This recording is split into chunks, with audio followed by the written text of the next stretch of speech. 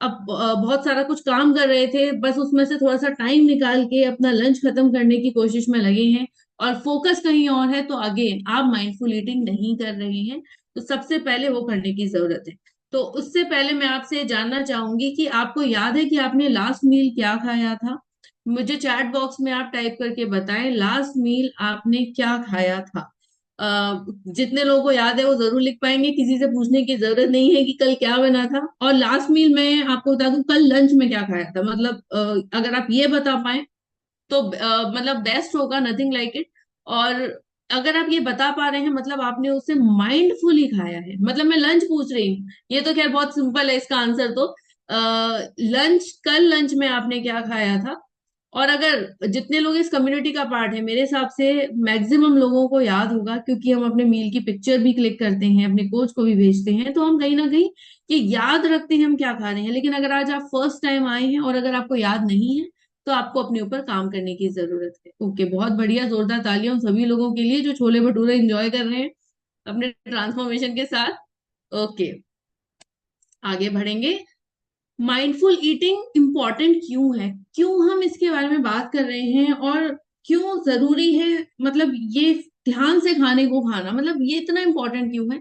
तो कुछ हम लोगों ने जैसे जैसे हम एडवांस हो रहे हैं, हम नए नए इन्वेंशंस कर रहे हैं, हम बिजी हो रहे हैं, हम एक बेसिक चीज को पीछे छोड़ते आ रहे हैं, वो है हमारा खाने को सही तरीके से खाना। आप याद करिए वो पहले का टाइम, जब आप छोटे थे और अपने आप ग्रैंड पेरेंट्स के पास जाते थे या किसी गांव में आप जाते थे, तो आप वहां देखते होंगे लोग नीचे बैठ के खाया करते थे।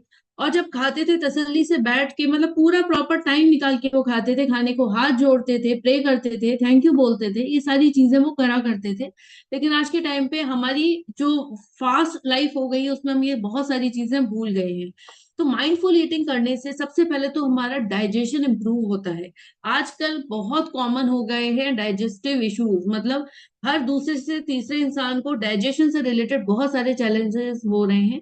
उसमें बहुत बड़ा एक मेजर कारण ये है कि हमारी आदतें थोड़ी सी खराब हो गई हैं खाने को लेकर। दूसरा, ये हमें ओवर ईटिंग से बचाता है। जब आपका पूरा फोकस आपके खाने पे होता है, मैं चाहूंगी वो लोग जरूर से चैट बॉक्स में मी लिखें जिन्होंने इस कॉन्सेप्ट को अपनाया। कि कई बार क्योंकि क्लब में शेयर हो चुका है तो बहुत सारे लोग इसे फॉलो कर रहे होंगे कि जब हम खाना खाते हैं और पूरा फोकस जब खाने पे डालते हैं, तो हम ओवर ईटिंग से बच रहे होते हैं। मतलब हमें पता होता है कब हमारा पेट भर गया है, जब हमारा पूरा फोकस। वेरी गुड, जोरदार तालियां उन लोगों के लिए जो मी लिख रहे हैं। और जो अभी भी नहीं कर रहे हैं उनसे मेरी यही रिक्वेस्ट है, वो इस चीज पे ध्यान दें, इस चीज पे काम करें। अगर आप वेट लॉस करना चाहते हैं या वेट गेन भी आप करना चाहते हैं, तो बहुत इंपॉर्टेंट है अपने खाने को पूरे प्रेजेंस में, पूरे होशो हवास में खाना। आपको बहुत हेल्प करेगा। इसके अलावा आपका सेटिस्फेक्शन का लेवल इंक्रीज होता है। कभी किसी के साथ ऐसा हुआ है? चैट बॉक्स में आप लोग एस टाइप करिए कि अगर आपने खाना खा लिया, मतलब पूरा खाना खा लिया और ध्यान कहीं इधर उधर था, और उसके बाद भी आपको थोड़ी देर में लगा कि यार ऐसा लगा ही नहीं कुछ खाया, भूख लग रही है अभी भी। अगर कभी ऐसा हुआ, इसका मतलब ये है कि आपका फोकस खाने पे नहीं था। जब हम पूरे फोकस के साथ खाना खाते हैं तो हम एक तो हम हमारा शरीर सेटिस्फाइड होता है। दूसरा, हमारी क्रेविंग्स रिड्यूस होती हैं, क्योंकि वो खाना जो हमने खाया वो हमारा बॉडी एब्जॉर्ब करती है। याद रखिए, जब जब भूख लगती है वो एक अपॉर्चुनिटी है कि आप कुछ हेल्दी खाएं, और जब आप वो हेल्दी खाना सही तरीके से भी खाते हैं तो आपकी बॉडी उसे प्रॉपर वे में एब्जॉर्ब करती है और आप क्रेविंग से बचते हैं। इसके अलावा आपका फूड के साथ एक बेटर रिलेशनशिप होता है। अभी यहाँ पे जब लोग ट्रांसफॉर्मेशन करना शुरू करते हैं थोड़ा सा टॉपिक से हटके मैं एक चीज शेयर कर रही हूँ। जब लोग अपना ट्रांसफॉर्मेशन कर रहे होते हैं, अगर स्पेशली जब वेट लॉस की बात आती है और उसमें अगर उन्होंने कुछ ऐसा खा लिया जो उन्हें पता है कैलोरी वाइज हैवी था, तो कितने लोग ऐसे हैं जिन्हें गिल्ट फील होता है? चैट बॉक्स में जी टाइप करिए जिन्हें ये लगता है कि यार ये मुझे नहीं खाना था और ये मैंने खा तो लिया लेकिन मैंने थोड़ा सा गड़बड़ कर दिया। अगर आपको गिल्ट फील हो रहा है तो आपका रिलेशनशिप आपके फूड के साथ अच्छा नहीं है। ये बात को ध्यान से समझिए। जो भी खाएं, अगर आपने हाई कैलोरी, आप ही ने खाया ना, किसी ने आपको बेहोश करके तो नहीं खिलाया। आपको पता था आप खाने वाले हैं, तो एटलीस्ट अब आप दूसरी गलती ये ना करें कि आप गिल्ट में जा रहे जाएं। उससे आपका रिलेशनशिप आपके फूड के साथ खराब होगा। गिल्ट एक ऐसी फीलिंग है, एक नेगेटिव फीलिंग है जो आपके ट्रांसफॉर्मेशन में भी हर्डल क्रिएट करती है। अगर खा लिया है तो एंजॉय करें उसे, उस टाइम उस फूड को एंजॉय करें, और अगला जो अपना जो भी टास्क है, जो रूटीन है, उसे प्रॉपर फॉलो करें। अपने कोच से बात करें, वो आपको हेल्प करेंगे आपका गिल्ट कम करने में। तो इम्पोर्टेंट ये है, अपने फूड के साथ अपना रिलेशनशिप जितना अच्छा हम बनाएंगे, फूड का इम्पैक्ट जो जो फूड से जो हमें मिलना चाहिए, क्योंकि यहाँ पे हम सबने ये देखा है, खाना बदलने से क्या अमेजिंग ट्रांसफॉर्मेशंस होते हैं। तो फूड को खाने की अप्रोच बदलने से भी बहुत अमेजिंग रिजल्ट्स हमें मिलेंगे। अब कुछ गाइड हैं स्टेप बाय स्टेप कैसे माइंडफुल ईटिंग कर सकते हैं। तो सबसे पहले चलिए इमेजिनेशन के वर्ल्ड में चलते हैं थोड़ा सा।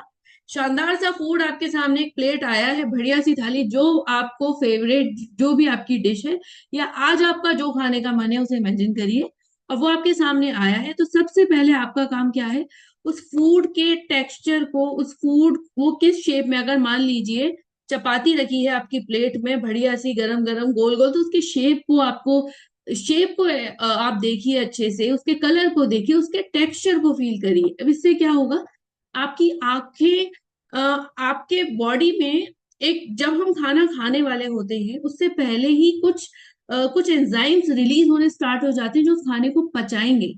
सिंपल शब्दों में मैं समझा रही हूँ, जब हम उसे ध्यान से देखते हैं, एक आप देखिए कि कोई बहुत बिजी है, उसके सामने खाना आया, फोन पे वो बात कर रहे थे, बस उन्होंने खाना शुरू कर दिया बिना इवन देखे कि बना क्या था। उन्हें ये भी नहीं कई बार पता होता, और ऐसे लोग होते हैं हमारे आसपास जिन्हें ये भी नहीं पता होता आज सब्जी कौन सी थी। तो आप ध्यान से सबसे पहले गलती ना करें, फूड को देखें, उसके बाद उसे स्मेल करें, उसका अरोमा। जब फूड बनता है या फिर जब आपके सामने वो आपकी प्लेट आई है, तो आप उसे फील करें, उससे आपकी बॉडी और रेडी होगी उस आने वाले फूड को डाइजेस्ट करने के लिए, एब्जॉर्ब करने के लिए।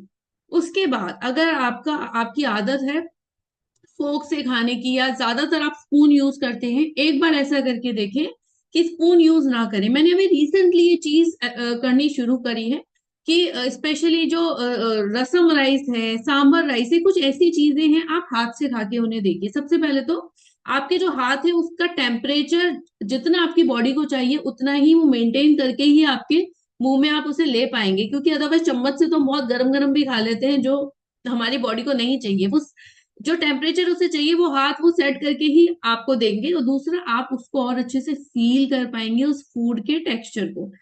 फिर उसे धीरे से अपने मुंह में लीजिए, इमेजिन करते जाइए, मेरी शक्ल ना देखें, आप इमेजिन करें आपका फेवरेट फूड, और इसके बाद उस टेस्ट को धीरे धीरे आप फील करें जो आपके मुंह में गया है। मेरे को तो अभी आपसे बात करते करते मुझे रसम राइस मुझे बड़े पसंद है, मेरे को तो उसी का टेस्ट आ रहा है।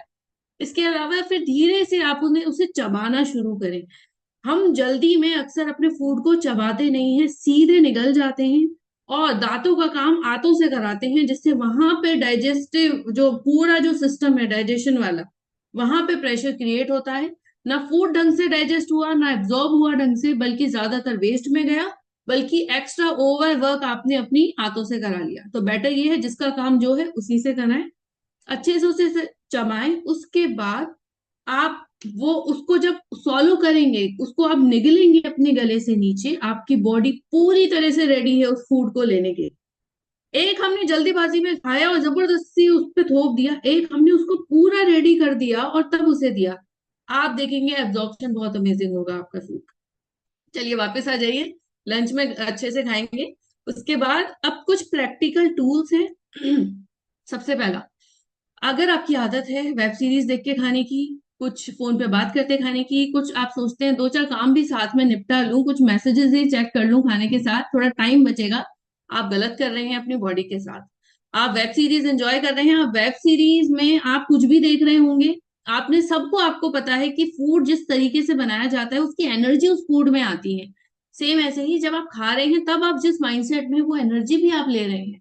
बेटर ये है आप उस फूड को ही इंजॉय करें, कोई वेब सीरीज ना देखें, कोई टीवी ना देखें, कोई न्यूज उस टाइम पे ना देखें, किसी से बात ना करें, कोई फोन अपने हाथ में ना लें। मैं फोन चार्ज पे लगा देती हूँ जब मेरे खाने का टाइम होता है, और फिर मैं वापस आके उसे चेक करती हूँ, और आराम से उस खाने को आप इंजॉय करें, और आपको बहुत मजा आएगा, और एक पूरा सेटिस्फेक्शन मिलेगा, क्रेविंग से भी आप बचेंगे।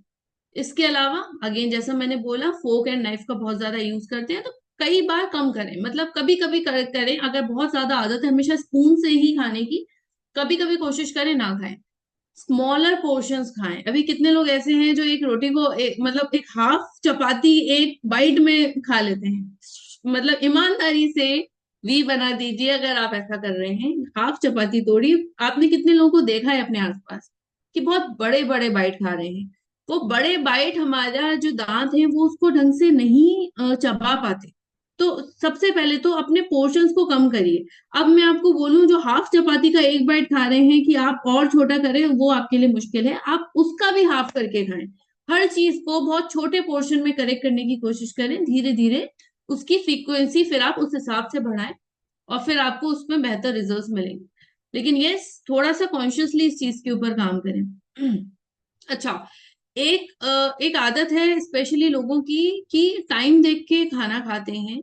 और सबसे पहले अपनी बॉडी को थोड़ा सा अपनी बॉडी को समझना शुरू करें। आपसे बेटर आपके शरीर को और कोई नहीं समझ सकता। जब मेरे को बहुत सीवियर चैलेंज हुआ, मेरे बैक में पेन हुआ, मैं जब डॉक्टर को दिखाने गई, डॉक्टर के केबिन के बाहर में बैठी थी, तो वहां पे एक दो लाइंस लिखी थी। और उन लाइंस में ये लिखा हुआ था कि आपका शरीर हमेशा आपको कोई ना कोई संकेत देता है। अगर आप उस संकेत को नहीं पहचान रहे हैं तो ये आपकी गलती है। मतलब हमारी बॉडी हमेशा हमें सिग्नल देती है, इवन भूख का भी सिग्नल मिलता है। अगर हम इतने बिजी हैं, वो सिग्नल ही हमें समझ में नहीं आ रहा, तो हमें थोड़ा सा अपने ऊपर ध्यान देना है। मतलब थोड़ा सा प्रेजेंट में जब हम रहेंगे, आप हम फ्यूचर के स्ट्रेस में रहते हैं, पास्ट का बहुत सारा बोझ लेके चलते हैं, लेकिन हम प्रेजेंट में रहना भूल जाते हैं। आप प्रेजेंट में रहना सीखें, आपको अपनी बॉडी की बहुत सारी चीजें पता चलेंगी। जब आपको ये पता रहेगा कि मुझे भूख लगी है, और उस टाइम पे जब आपके सामने खाना आएगा। अब मुझे वो लोग चैट बॉक्स में मी लिखें, जब भूख लगती है और खाना मिलता है, वो टाइम खाना कितना सेटिस्फैक्टरी लगता है। फटाफट से चैट बॉक्स में मी टाइप। और जो हमारा हेल्दी ब्रेकफास्ट है ना, वो तो बहुत अमेजिंग है इसमें, क्योंकि वो हमारी भूख खोलने में बहुत मदद करता है। मतलब अगर आपको भूख नहीं लगती है ना, तो उसकी मदद से आपको टाइमली भूख लगेगी और आपका मन करेगा कुछ हेल्दी खाने। जोरदार तालियां उन सभी लोगों के लिए जो अपने शरीर को पहचानते हैं। अब जब भूख लगने का इंडिकेशन मिलता है, तो पेट भरने का भी इंडिकेशन मिलता है। लेकिन अगेन हमारा ध्यान तो होता ही नहीं है। जापानीज क्या करते हैं, वो सबसे पहले तो वो नीचे बैठ के खाते हैं, और दूसरा जब उनका पेट 80% भर जाता है, वो स्टॉप कर देते हैं खाना। क्यों? क्योंकि आप सभी लोग मिक्सी यूज करते होंगे, मिक्सी का जार, उसमें हम जब कुछ कोई भी चीज पीसते हैं, आप अपना हेल्दी ब्रेकफास्ट भी उसमें बना रहे हैं, हम उसे ऊपर तक भर देंगे तो उसमें जगह ही नहीं बचेगी मूव करने की, और वो बाहर निकलेगा। सेम ऐसे ही, जब हम ध्यान नहीं देंगे हमें कितना खाना है, हम 80% पे नहीं उठेंगे और हम 100% या उससे ज्यादा कई बार तो ओवर ईटिंग कर देंगे। अब आप ये देखिए, डाइजेस्ट करने का स्पेस नहीं बचा। उस केस में एसिड रिफ्लेक्स होना स्टार्ट हो जाता है, क्योंकि बॉडी उसको भी तो एक स्पेस चाहिए कि वो उस फूड को डाइजेस्ट करे, हमने उसे पूरा खचाखच भर दिया है।